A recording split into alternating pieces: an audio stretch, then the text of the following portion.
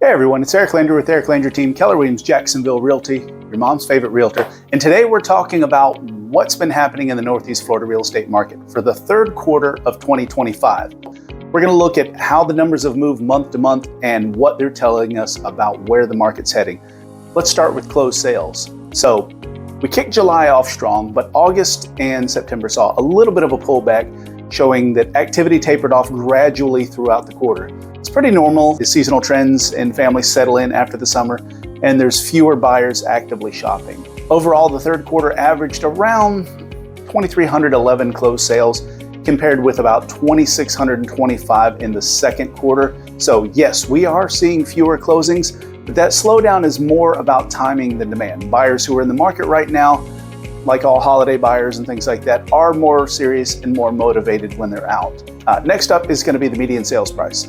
Month to month, the prices were steady with just some small ups and downs. They stayed near the $375,000 mark in July. August nudged a little bit higher than September, dipped a bit, but overall hovering in the same price range all quarter. And on the quarterly side, the average came in at $356,427, just barely above last quarter's $355,389. So even though fewer homes sold, values held steady. So that's a sign of a healthy market. Fewer transactions, but no panic selling or huge price cuts. Now let's talk median price per square foot.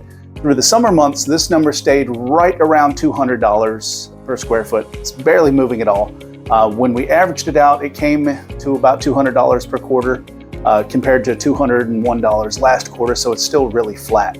That kind of stability tells us buyers are still paying market value for quality homes, and there's no sign of prices really softening from an affordability standpoint. I think that might have something to do with supply and demand there.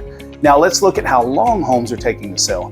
Over the seller months, homes were moving fairly quickly, but by the end of September, things did slow slightly. The average for the quarter was 49 days on market, up from 44 in quarter two. So listings are taking just a little longer to go under contract, which often happens in the second half of the year. Now, for sellers, that means patience and pricing the home right is going to matter more than it did a few months ago. So let's just make sure we're pricing accordingly and moving quickly when we hit the market. Let's move to active inventory. We actually started the quarter with a healthy level of available homes, but in September, inventory ticked down slightly. The third quarter averaged about 12,312 active listings, down from 13,002 in the second quarter. So we're seeing not a flood of new options, but we're also not in an extreme shortage either, which I think is what's causing the prices to stay where they're at. It's a middle ground where motivated sellers and well-qualified buyers can still make great deals happen. So finally, new listings. This one showed the clearest monthly trend.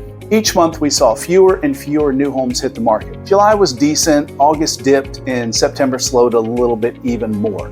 Although the third quarter averaged about 3,287 new listings compared to 3,974 in quarter two and over 4,700 at the start of the year. That tells us homeowners are choosing to stay put, likely hanging on to their lower interest rate mortgages, and that's what's keeping the overall inventory kind of balanced. So here's the big picture. Closed sales eased up through the quarter. Prices are holding steady, and homes are taking a little bit longer to sell, and fewer new listings are coming on the market. So it's a calm, steady market, not too hot, not too cold, and that's actually kind of a great thing for both buyers and sellers heading into the fall. One side doesn't have a massive advantage over the other, even though it is still technically a buyer's market.